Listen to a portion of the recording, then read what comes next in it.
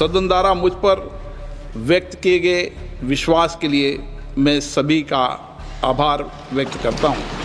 कोई भी सदस्य हो, सभी मान्य सदस्यों को सदन के अंदर नियमों के तहत, प्रक्रिया के तहत ही बोलने का अधिकार निहित है।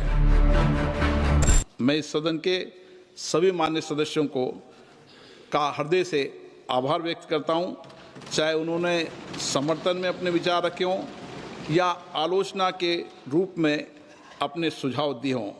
लोकतंत्र की यही विशेषता है, यहाँ हर आवाज़ सुनी जाती है और हर दृष्टिकोण को महत्व दिया जाता है। ये आसन किसी व्यक्ति का नहीं है, ये भारत की लोकतांत्रिक परंपरा, संविधान की भावना और इस महान संस्था की प्रतिष्ठा का प्रतीक है। मेरे पूर्ववर्ती अध्यक्षों ने इस सदन की मर्यादा और परंपरा को मजबूत किया और हमेशा इस सदन की प्रतिष्ठा बढ़ाई है। संस्थाएं, मर्यादा और परंपरा स्थायी रहती है।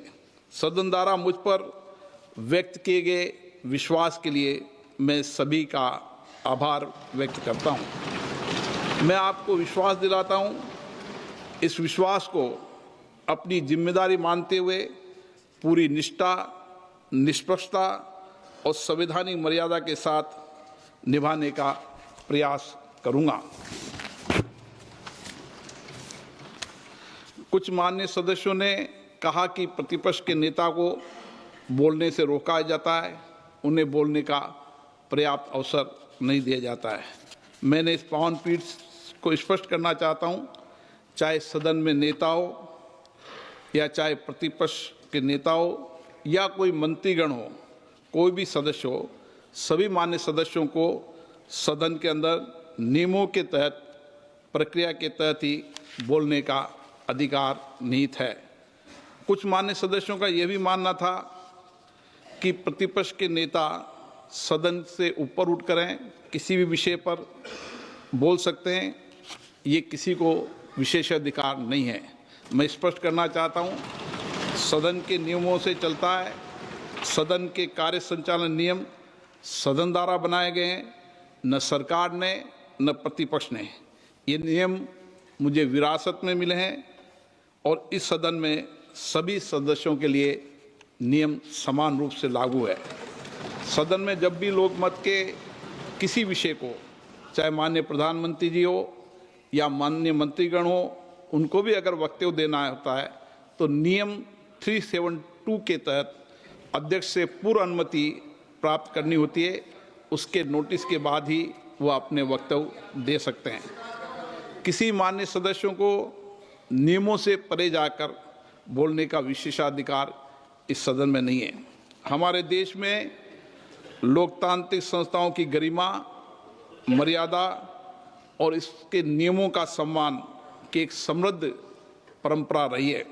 मैं आपके समक्ष इस सदन के कुछ माननीय पूर्व अध्यक्षों का निर्णय भी उल्लेख करना चाहता हूं। 1957 में माननीय राष्ट्रपति जी के अभिभाषण पर धन्यवाद बोलते हुए जब स्वर्गीय अटल बिहारी वाजपेयी जी ने जम्मू और कश्मीर से संबंधित कुछ फोटोज को अपने द्वारा की गई बात के प्रमाण के तौर पर सदन के सामने रखना चाहा, तो इसी चेयर ने व्यवस्था दी कि ऐसा करने से पहले उस डॉक्यूमेंट को पहले स्पीकर को दिखाया जाए, फिर वो निर्णय लेंगे। और अटल जी ने सदन का सम्मान किया, अध्यक्ष के निर्देशों की पालना की।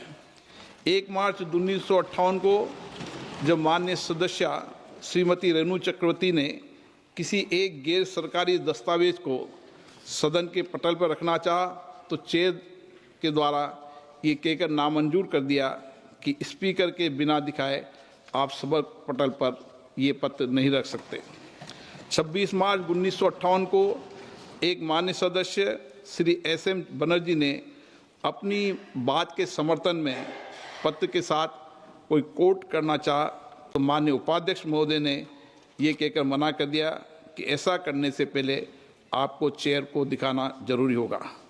ऐसे कई सारे प्रकरण हैं, चाहे लोकसभा में हो चाहे राज्यसभा में हो, जब बिना चेयर की परमिशन के किसी दस्तावेज को सदन के पटल पर या कोट करने की अनुमति नहीं दी गई है। ऐसी पुरानी परंपरा भी रही है। अध्यक्ष परेड के निर्णय से कोई भी मान्य सदस्य व्यक्तिगत रूप से सहमत या असहमत हो सकता है, परंतु सदन के नियम, प्रक्रिया, परंपराओं को लागू करना मेरा दायित्व है, कर्तव्य है। जब भी कुछ मान्य सदस्य सदन की मर्यादाओं के विरुद्ध आचरण व्यवहार करते हैं, तब सदन की मर्यादा बनाए रखने के लिए मुझे कठोर निर्णय और व्यवस्थाएं देनी पड़ती है।